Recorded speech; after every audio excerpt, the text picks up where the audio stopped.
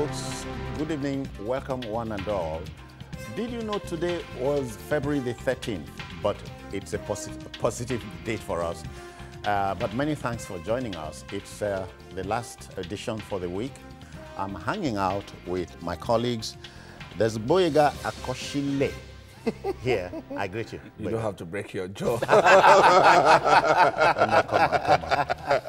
Come on. And then we have Michael Koche standing in. Welcome. Thank you very much. But let me announce that Jide is an MIA, missing in action this evening. All the same, quite a lot to do. 53 killed by suspected herdsmen, bandits in in Taraba, Zamfara, and Benue states. Senate suspends Omo Agege, disbands Buhari support group, and later on we'll share this with you. Ambode pledges to deliver Airport Road Pennsylvania Bridge in December. I've told you, my colleagues, we are ready. I hope you are.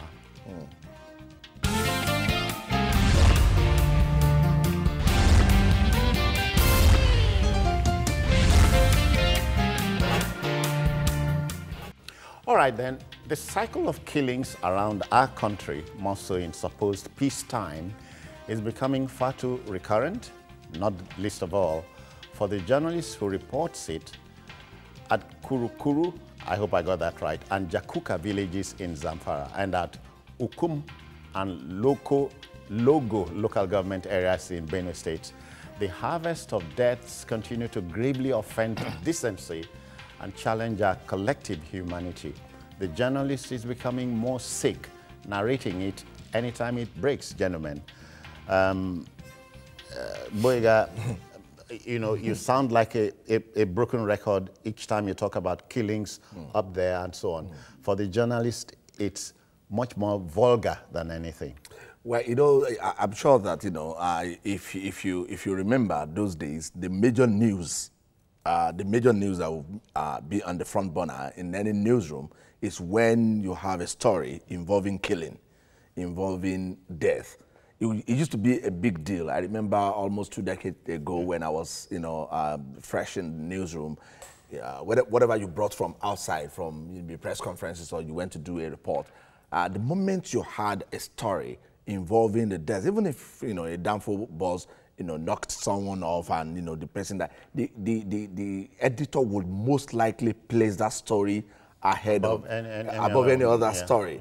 Because we're talking about human life here. We're talking about the death of a solo. We're not talking about multitude. But today, the story has really changed. Almost on a daily basis, you write stories of death and deaths of people. If it is not in Offa, it will be in Junkum. If it is not in Taraba, it will be in Zamfara. Day in, day out, we keep talking about death. Some people will just wake up in the Mike said, poor Benue State. Poor Benue State, you know. So really sad, I don't know. I don't know. I think news editors will be having a hell of time choosing which headlines. I mean, which story comes. Which of the deaths? Which of the deaths takes the lead now? Yeah. So and the point there is, it's quite surprising the way these deaths come up and nothing happens about them. Now, the point there is the police and the soldiers were sent to all of these places. There are security agencies here and there. For instance, in Benue State, where you have Guma and Logo local government, now in Ukum has joined. Okboko was part of it. We've not forgotten Agatu, how it was. You know, you will have soldiers around. And then when you ask them, there is killing going on, or didn't you hear? They say, next door. Next door. But they will say, well, we were not ordered to engage. We're here to keep the peace. We've heard that in Agatu before. And then right now, going on in Guma and Logo, you begin to wonder. You remember the exercise, I am Patoma, the cat race there. It is an exercise, not an operation. So the way their rules of engagement is quite different from the python dance and the crocodile smile that we saw. So the point there is, you have security agencies on ground. For instance, right now, the president ordered the Inspector General of Police to go on a 3-day to be in Taraba. While the Inspector General was in Taraba, there were killings. There were killings, yeah. So how do we explain all of these things? No, but you are not trying to tell me the IG was going to scare killers. No. The point there is, what I'm trying to say is the presence of the IG. Why does the president say, IG, go there? when he relocated the Chief of General Staff and the Army headquarters to Maiduguri, the presence of the #1 person in the police or the Army means that there are extra equipment, there is extra intelligence, there's extra personnel, and all of those. And deployment. And deployment. So we expect that for that period of time, we shouldn't even hear any of these. But unfortunately, we were hearing them as normal as any other day before he was there. But for me, laying siege to a session of mourners and killing them wantonly, it provokes so many questions. Is this by choice? Well, it's not my choice. I mean, I think if the subject of today is anything to go by, I think we are becoming a lot more we're not becoming like we're worried. Is this really us? Is this really, a reflection of? No. Is this the true us? I don't think so. Growing up, I was trying to make an inference to what used to happen back then. You saw death, you saw killing as a big deal. Yeah. You understand? But today, killing is no longer. Well, it's still a big deal to some of us, but to some section of the country or some people, killing is no longer a big deal, and this shouldn't be. Now, in some other parts of the world, even in the United States, they kill. I mean, that's why they're licensed to use gun and all of that. Not to kill. Well, you hear they're not licensed to kill. They're not licensed to kill, but then maybe self-defense and all that. But what you've been hearing, since Barack Obama's tenure, and you have more since Mr. Trump came in. You've been having different. Has it anything to do with the two gentlemen? It's not. Has it anything to do with the two gentlemen, Obama and I don't think. Trump? I think it's. No. I'm trying to drive at the fact that in every human endeavor you have this kind of situation. But what are the governments of these countries doing? Their governments seem to be doing a whole lot. You see the way, protesters, young school kids, protesting over there. Here, nobody seems, apart from us, apart from the media. I'm telling you, even when you sit on the social media, these killings are not what generates hits on the social media. You'll be surprised. But your youths, Mike, are busy talking about what happens in the Big Brother Nigeria house and stuff like that. Of course, that one would generate more traction than the killing. Yes, but the does it not worry you? No, it's very worrying, I must say. It's very, very worrying. It only reflects how society has degenerated. Now, when it comes to capacity, abilities, and all of that, even parenting, the quality of parenting has degenerated. In our society, every strata of our lives have degenerated. Education. He can say that because he's a parent only 3-4 months. That's a good one. Yeah. But I've been mingling, so I know. But the point there is, when you see statistics you read the news stories, they tell you how much monies in the police have been diverted. You tell you how much monies in the military has been diverted. Monies that were supposed to go into training, monies that were supposed to go into equipping the military, and all of that. Motivating exactly, and men. ensuring that their morals are high up there. When you see all these monies being diverted, then it tells you that actually these people don't have what it takes to fight these people.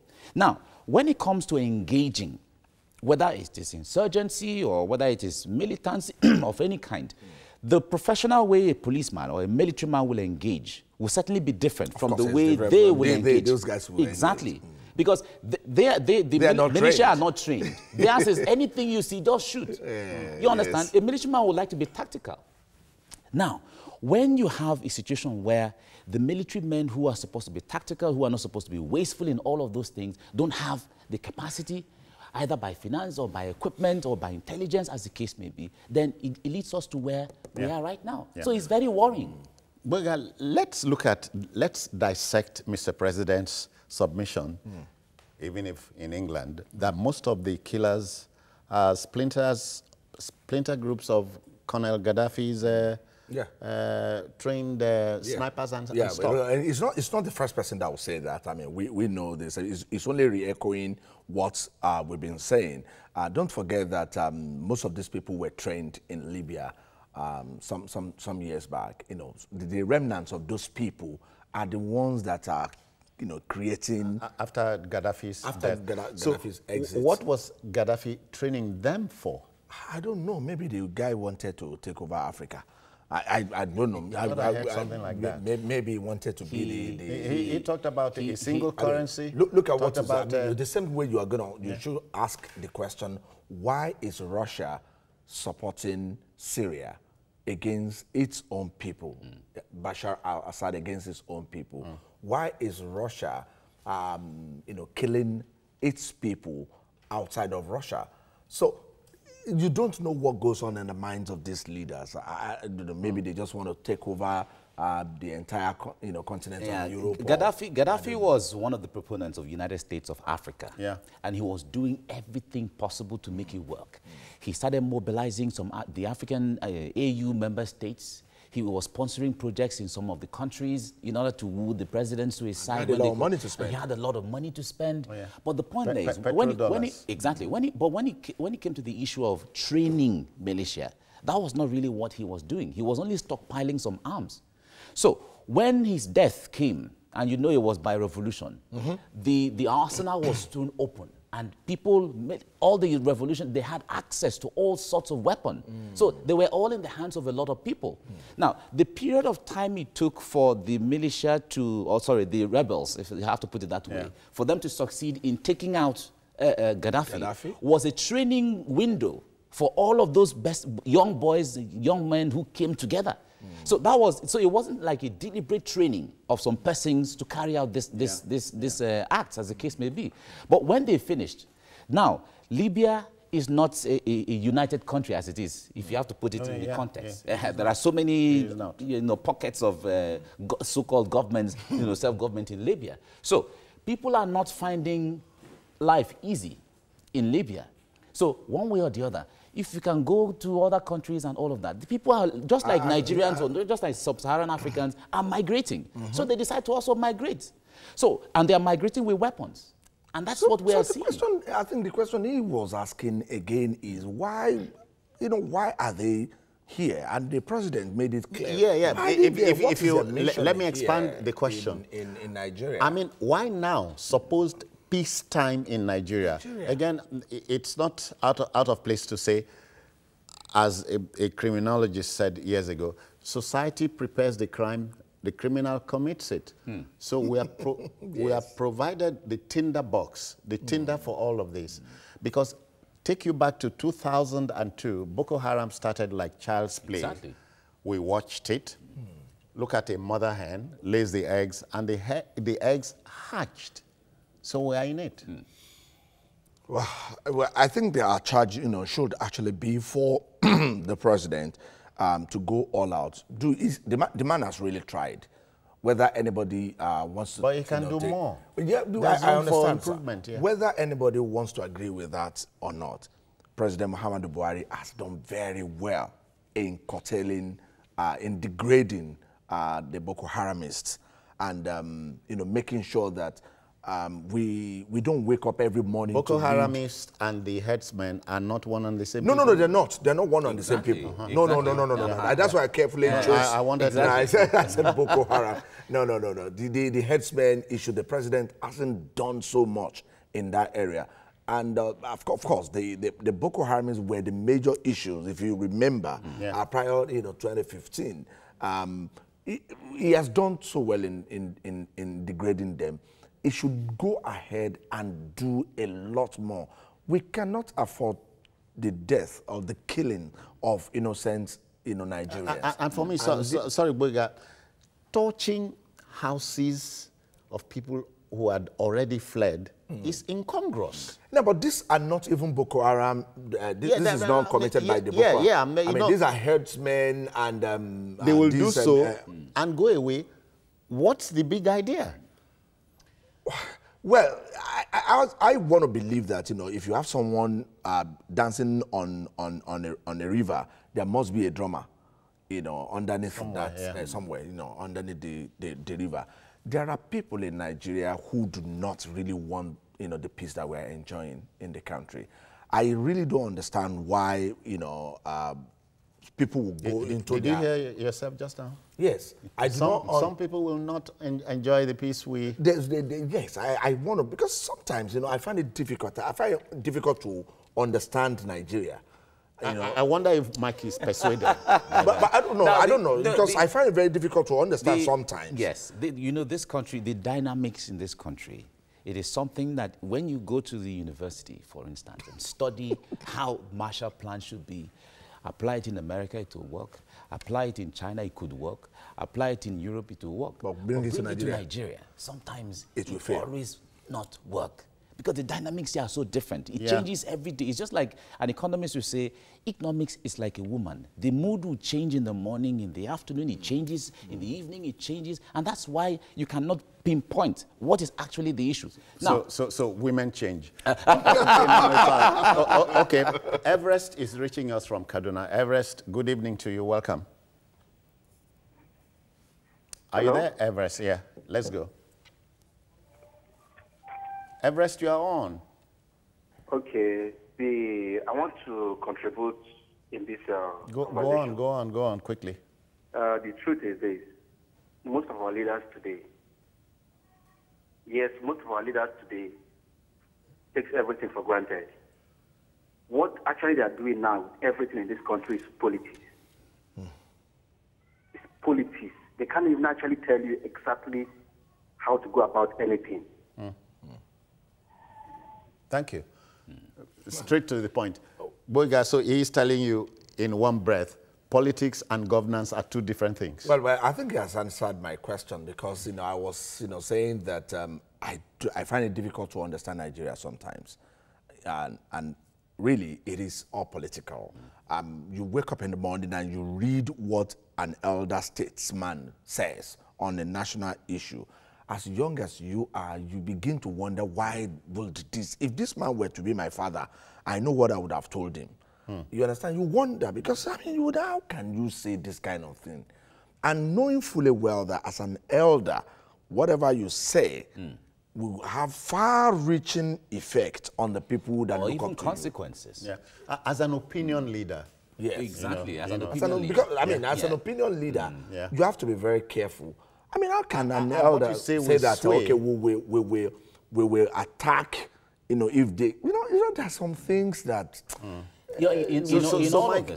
Mike is saying Nigerians have this crazy knack for rewriting the books, rewriting history. You can't reinvent the wheel. Exactly. But polish it. We have seen this before. Yeah. During the days of, Meitasine, when Buhari was in charge of things, he handled it head on.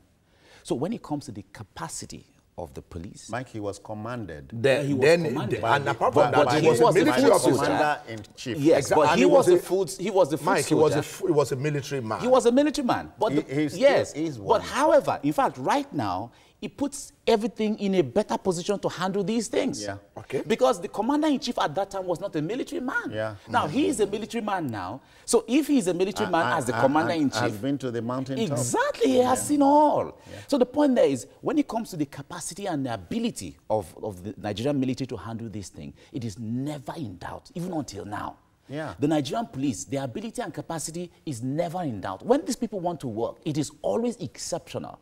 It is the Nigerian military that has trained Liberian military and the police how they are today. They are doing the same thing in Gambia, as the case may be, in all of these countries. Burkina Faso were here. They were here. In fact, in our defense academy, we have army personnel from all of these countries coming to train here. They are trained by Nigerian personnel. So when it comes to tactic and all of that, we don't like it. It's just, the only thing is the will. Mike, but you are better teachers than students. Yes, I agree. But we're also good students. But we're also good students when we want to be. Exactly. Yeah. When the level playing field is there, enabling environment, we are very good students. In fact, exceptional students. For us at this table, gentlemen, the killings must be stopped in the interest of our collective humanity. It's important because it sends a wrong signals around the world. The world is watching us. Lightning, we are told, never strikes a place twice. We can't go through it again. We've spilled enough blood, and enough is already too much. Very disturbing. All right, then. We must move on, gentlemen. We'll take our next subject matter after this break.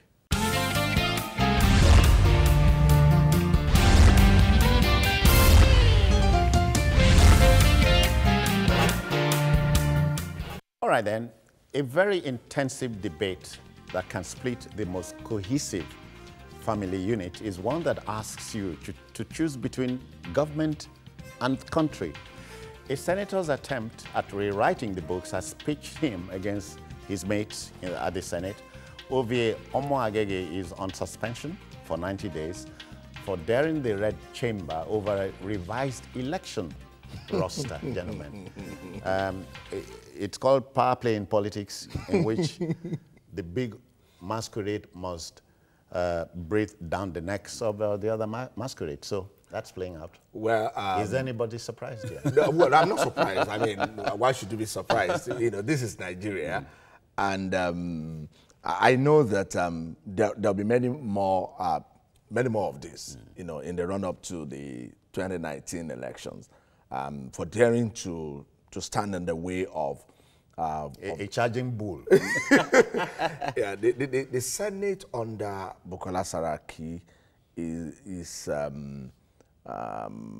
a very vicious one. It's a very that's your word, though. Well, that's my opinion. It's a no-nonsense taking. Okay, you meant no-nonsense, not vicious. No. In fact, if you ask Omar Agege, he will tell you that this is a very vicious one. You are not Omar Agege. Oh well, I'm feeling it on behalf of Omar Agege. Don't think for him. No, boy, guy, use your words. Okay, because when you look at the way this thing started, they were going to change, they were going to reorder the election. The moment that bill was proposed, I knew there was going to be trouble. Because President Buhari will not sit back and watch you do that. The Buhari that told everybody, I'm for nobody, I'm for everybody, was not going to be, I'm for nobody, I'm for everybody in this case. In fact, it will be Buhari of, I am not for you people, I am for myself. Because he wanted to run for second term. And he knew that if he had allowed that to happen. Had he announced his ambition? Yes, he has. He has said that. Before this thing played out? No, he didn't say that before. Okay, you and I know. I don't know why you. The writing on the wall. You are the one trying to rewrite. Mine is to prompt you. Okay. Everybody knew that the president will run. You know, whether you... Except in poor me, yeah. Well, maybe you didn't know. I mean, why would he not run? Yeah. Perhaps when he was on sickbed, we were not sure he would run. There is nobody that will have good health, and tell you it doesn't want to run for second term. You understand? It has only happened in South Africa. This goes beyond a constitution. It goes beyond the constitution. It goes beyond Agege. It goes beyond it borders on the second term of the president, and it was a very big blow on the Senate as a body, and the Senate under Saraki could not take it, so this man had to go on suspension. 90 days is a lot of time. Oh yeah. Well, Mike, there was a caveat there. He apologized initially, but recanted, and Senator Anyanwu, Imo State, PDP, says the apology tells us exactly you did it intentionally. Now, the point is, when you have apologized for anything at all you've done, and then you come back to say, oh, okay, I take back my apology, or your body language tells us that you're no longer as remorseful, then it gives us the impression that there's something behind that is prompting you to do this now. It's like an afterthought. Now, when this issue happened, like he said, we were not surprised. But the way he was going about it showed us that there seemed to be a bigger agenda. It's not just about Senator Ovioma Agege. It seemed like there was a grand agenda. If we go back to 2015 at the elections, when Urubebe came up at that critical time with that drama. It wasn't about Urubebe as an individual. It was a grand agenda, but it's just that it was handled exactly. It was a pawn. But the point there is that the INEC chairman Jega handled it perfectly. Very perfectly. And this is the same thing that has played out now. The Senate President Saraki handled it perfectly. Because when it comes to the activities of within the Senate or within the National Assembly, it's an internal issue. Taking the Senate to court for an internal issue, as far as the Senate is concerned, I'm sure it won't be taken. That's why. Was it impolitic for Senator Omo Agege to have criticized his colleagues openly? Well, I think I don't know, whether there's any rule that says that you cannot criticize your colleagues openly. You can. Why not? I mean, it's just here in Nigeria. Holding him to that. No, I don't understand. I mean, seriously speaking, you are you first and foremost. As long as you have not broken any rules of the House or of the Senate, as it were, you can go against. Look, Senator John McCain in America, every now and then, bring any bill that it does not appeal to his conscience, he will strike it down. He has frustrated the Republicans more than 3 times. And that is his party. That's his party. So nobody will suspend him. Nobody will take him to court. No, I mean, he's representing, a particular state at the Senate, at the American Senate. So Omo Agege is representing. Omo Agege is representing a large chunk of people from Delta State. So he's speaking the mind of the people that put him there. He's an odd man out in Delta. The only APC man from there. Exactly, from Delta. Well, you look at you see the oddity. Look, it really does not matter. Okay. The people of his area voted for him. They trusted him to go and represent them at the Senate. So, and he's saying, look, we are for Buhari. There is going to be Buhari support group in this Senate. And any attempt by this Senate to reorder the the general election shall be resisted by us. And he was campaigning for it. I think for me, it shouldn't have gotten to a stage. Well, but he was also wrong. He shouldn't have taken the Senate to court. And they've given him condition. The point there is, we give you time to... You heard a cynic said, if 2 wrongs don't make a right, try 3. Try the 3rd one, which is what is making us discuss it here. Exactly. Now, the point there is, when it comes to the odd one out, Delta is not the only place you have the odd one out. In Benue, you have the same thing. Senator David Mark is the only PDP. He's only PDP man. He's only PDP senator. Yes. You have it also in Kaduna. The Kaduna South has one PDP senator. You have it in Ekiti now, where there's also one PDP senator and all of that. But in all of that, so it's an interplay of forces. It's an interplay of forces, exactly. It's an interplay of forces. And we expect all of these things to play out. I have a force from Jigawa reaching us. Musa is here. Good evening, Musa. Welcome. Yeah, good evening. Yeah. Yes, I want to comment on the your last comment, the man at the middle. Okay. Who was talking about, hello? Yeah, you are right. Who was talking about the issue of some elders who talked about the killings in North Central. You know, when it's not your own child, it is easy to say these things. But when it is your child, you understand, or your brother, or your mother, you understand how they feel. So sometimes this statement is out of emotion. So we have to be careful the way we analyze this issue sometimes. We may be laughing like this, but the effect on those whom the victims issue is really telling on they won't be laughing the way you laugh and discuss the issue on the studio. So we have to be careful. On the issue of Omar Agege, he has the opportunity to air his view in the House.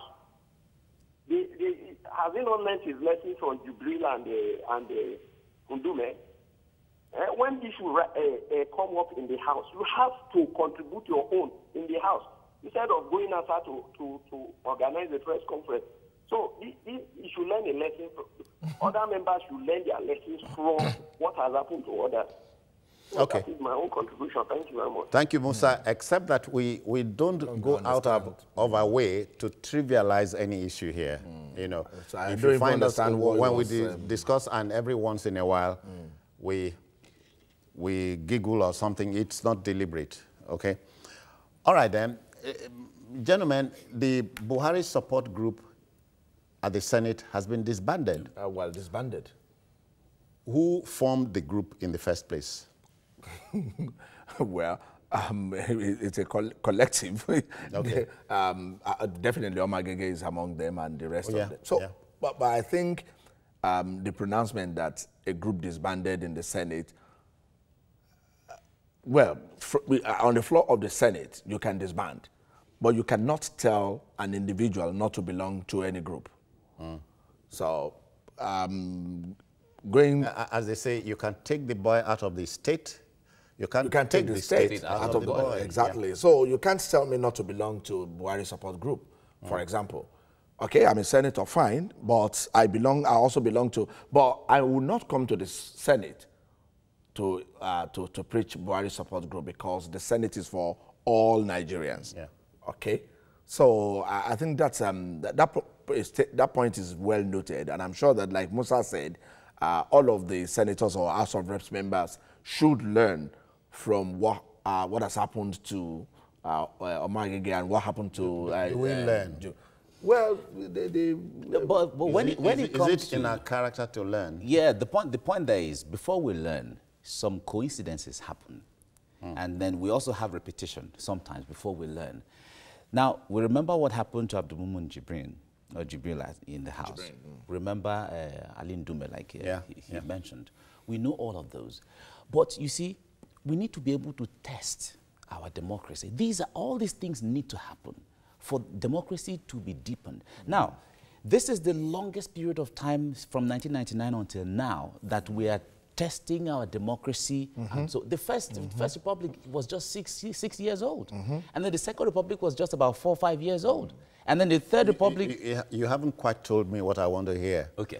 That it took America 200 years. 200 years, yeah. So we must wait 200 No, we don't have to wait. No, I want you to tell me that. No, we don't have to wait. Okay. Not at all. We don't have to wait. Now, the point there is that there are mistakes that we're making now. We call it nascent democracy. We often make these mistakes. Fledgling democracy. Fledgling, as the case may be. But you know that there are mistakes that we'll be making, and we have to. In fact, we need to make these mistakes. We need to test our systems. Whether or not they are deliberate. Exactly, whether or not they are deliberate. We need to test them. For instance, the concept of recalling a senator, it has not really worked out in this country before. The current one going now against Senator Dino Melaye is not about Senator Dino Melaye as a person. System. It's about the system. And the process. And the process, exactly. We need to be able to test. So when a senator is suspended in the House for being the odd man out, for making comments against his own... Stepping out of line, as the case may be, and then he is suspended. These are all issues to test the system. In the Second Republic, when Governor Balarabe Musa was impeached, it was so new to everybody. But after that time, references were made to it. In fact, we continue making references to it. We continue. And why he was impeached must not be lost on now generation of Nigerians. On now generation. Alhaji Balarabe Musa was the only PRP man in a nest of NPN. Of NPN. But let's take it home. The National Assembly has a preponderance of APC members. And so why is APC, even in the process of reinventing itself, going through this? Is it by choice? From day one. Yeah. The Senate, the National Assembly, and the executive have not really been cohesive, exactly, is a good word. They've not really been cohesive. So when a group of senators come together to project the head of the executive in the National Assembly, certainly that will not go down well with everybody. Okay. We have all understood the workings and all of the different fragments within the National Assembly. So the concept of them being the same political party sometimes would not even count here. It's about arms of government. All right, the debate must continue. It doesn't matter what side of the divide you belong in. But for me, politics and governance are two different things. Don't serve them on the same plate. All right, we'll be back with the last offering this evening. Please stay with us.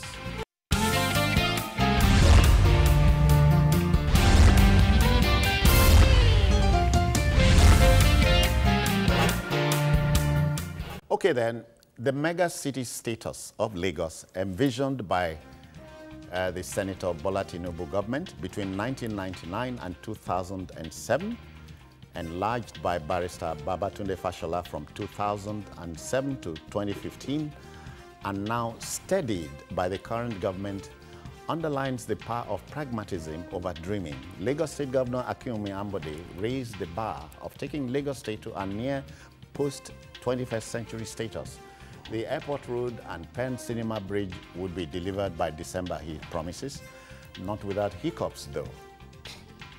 Let's watch this report before we come to the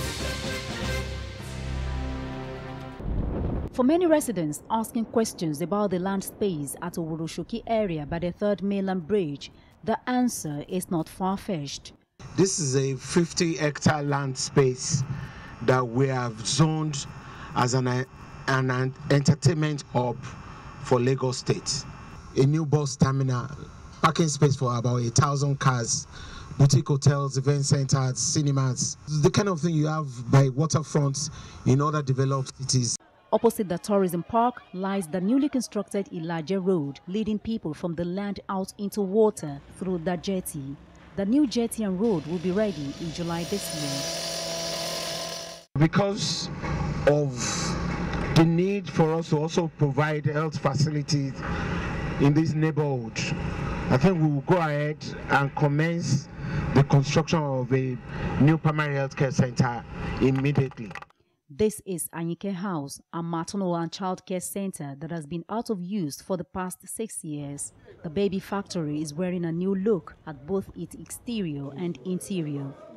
This is a 162-bed facility. It's expandable to 230. One of the major causes of morbidity and mortality in the environment, apart from the high maternal mortality, is high neonatal mortality. With this facility, in addition to others we're building all over the city, we can handle and reduce these indices. My wish, and that to the management of LASUT, is to make sure that this center becomes fully operational 1st of July 2018. Welcome to the Agege Pen Cinema Flyover, another gigantic project of the Akinwumi Ambode administration. The flyover, starting from Agege to Abeokuta Expressway, will be delivered in December 2018.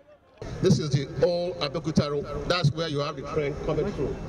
The Red Line and the Lagos Ibadan train, they are all going to go through this place. So there's a provision for 6 track. After inspecting the Sabo Yaba Model College of 36 classrooms, the governor and members of his cabinet moved to the ongoing construction of the 10-lane Lagos International Airport Road. At Oshodi Transport Interchange, Ambode took time to walk round Terminals 1, 2 and 3, the admin building and car parks. He got a panoramic view of the consolidation of all 13 city and interstate parks in the area into 3 multi-story bus terminals. At Oshodi, Governor Ambode's entourage became longer, with residents hailing his inclusive leadership style of government. Adedoja Salam Adeniyi, TVC News, Lagos.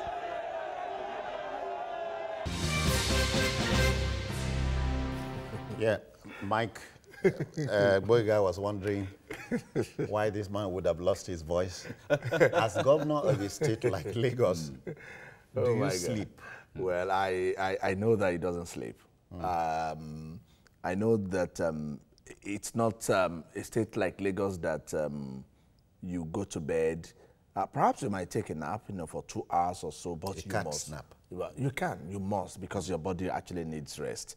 But you must come back to work. It's not, you see, what we're saying is a product of working around the clock. I'm sure that Governor Ambode, has done very well.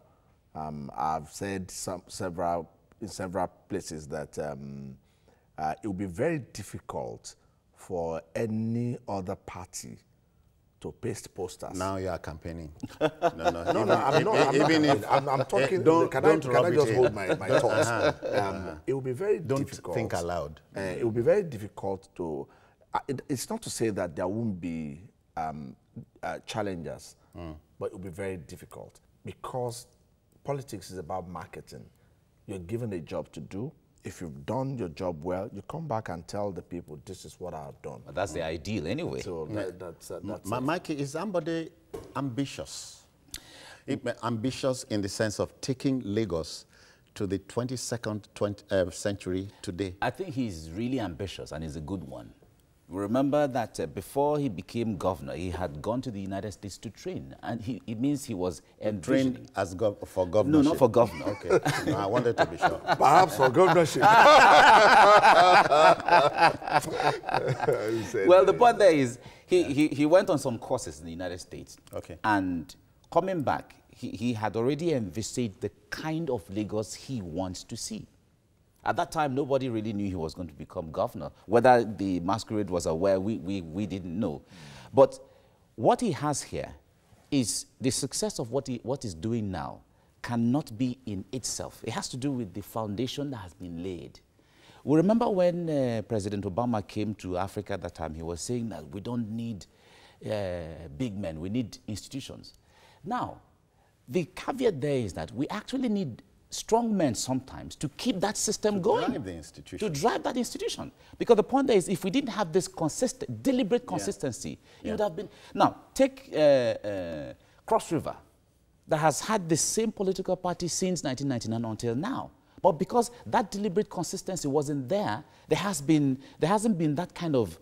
After Governor Duke, with all the Tinapa and all of that he came up with, the only thing that we see now is the Calabar Carnival that he tried to bring up. But do you know, lamentably, Tinapa has taken a back seat. That's what I'm saying. So the next governor that came, Lee Elimoke, did not really continue in that consistency. He came up with his own plans, came up with his own programs, and then the governor now, he's said to be doing fine, but he's also coming up with his own programs. And this is the same political party. Well, I see the inference. I see the inference. Fine. So if you put it side by side with Lagos, you see that there are two different stories. So in the case of Lagos, I think the plan for, I won't be surprised if there's a plan for, if it is a 20-year plan for Lagos. Yeah. When it comes to development, not politics. We used to have a national development plan. In America, they call it the Marshall Plan. Exactly. Well, I think they do. Speaking to what Mike said, I think that they have a Bible they're following in Lagos State, and I think Ashwaju did his beat. Fashola did very, very well to continue in that stride, and Ambode is really consolidating, and he has not departed. He has his own style, but he has not So you are wondering departed. what the man after him would do? So that is it. I want to talk about the fact that Lagos State has been very lucky to have great men governors. It's not about pragmatic, leaders. Not just about Tinubu, Fashola, and Ambode. Go back to the Jakondes of this world. Yeah. Go back to even the military era. Go back to Buba Marwa. Till today, the tricycle is Marwa, even though there are cases on that one. That was the best the man could think of at that time. Maybe the bridges and the road expansion that Ambode is doing will take care of the Marwa, and we don't want to see Marwa in Lagos again. Okay, we don't want to see marijuana and motorcycles in Lagos. They should go to maybe your state or somewhere. So now let's look at ideology. Wait, I'll give it back to you. But before you give it back, I know you've been giving me since. But let me subtly, in a subtle manner, I'll remind you that yes, my part of the world popularized autocycling as a means of transportation. I know. The Yorubas have hijacked it without paying compensation. We'll come to that. Yeah. Now, have you bothered to look at what Governor Ambode is doing? Because we're talking about the vision to take Lagos beyond 2020. I sat down to look at what the government is doing, not just in the area of infrastructure. One area that is very key to me is what he's doing with tourism. Yeah. Lagos State has yet to make money from tourism, but if God wills, Ambode continues to invest more and more, as he's doing currently in tourism, I think perhaps we may begin to have a lot of money come to Lagos, like oil. From tourism, maybe from even more than oil. Maybe from next governor. Look, what does Saudi Arabia, apart from oil, what does Saudi Arabia have? Tourism. They Hajj. And Israel. No be palm oil. Yeah. The Hajj that we go, which we have. The Hajj that we go for on an annual basis, to some people is religious tourism. We pay a lot of money to visit the Holy Land. Now, Lagos State is designing a tourism blueprint under the leadership of the current commissioner, who I think the governor has done very well, putting a square peg in a square hole, and that is Steve Ayorinde. Now, they're having a Lagos summit, a tourism summit. I looked at some of the things they want to discuss, and I said, this is the time. These guys are really thinking. This is the time to go into tourism and boost tourism. Just yesterday, the Minister of Tourism, visited Lagos State, Lai Mohammed, and they said that the federal government wants to partner with Lagos State government to boost tourism of Lagos and put Lagos State on the world stage. I think it is intangible. It's not something you can hold. It's not like roads or infrastructure, but it is an unseen infrastructure. It is an infrastructure in its own that will that will bring a lot of money, a lot of resources to millions of Nigerians. Mike, and quickly, the state's pension scheme would be amended to add value to the government, it says. I'm looking at pension. We can broach it here. Pension, so many governors who are senators, about 18, 19, or 20, 21 of them, are drawing pension still. Now, the point there is that has been a little controversial. If you listen to the comments of people, when it comes to pensions, yeah, some of these governors have done so well and all of that. But should the emphasis be on the governors drawing pensions, or it should be on the senior citizens who don't have any other hope? The point there is that when you are a governor, pensioners getting their due as and when. As and when due. Now, to be a governor is not child's play. You would have access to all sorts of resources. Yeah. Let us even say your salaries and your allocation and your allowances alone. So you don't, when it comes to the priority of... A former governor, Peter Obi of Anambra, said any governor who steals or pilfers from the Commonwealth must be a goat. That was what he said. So, gentlemen, we must drop anchor here, but not before thanking Boyega Akosile for coming. Thank God you got it right this time around. Okay. What did I say first time? Well, I don't want to mention it because I won't be the one to murder my name. I'm not you. I'm learning. But I know Mike is Mike Okwoche. Exactly. I greet you. Thank you so much. Thank you. All right. That's it, folks. We talk Nigeria here, discuss Nigeria here, and when need be, we go outside. But let's think Nigeria in whatever we do. It can only get better from here. That's all on Journalist Hangout for today and the week. Another episode of the program will be coming on Monday, but watch a repeat of this one at 11 tonight and watch Journalist Hangout on other platforms showing on the screen, and on YouTube at youtube.com/TVC News Nigeria. The feedback channel is the same. Journalists hang out at tvcnews.tv. I'm Citizen Jones Hussein. Bye-bye for now.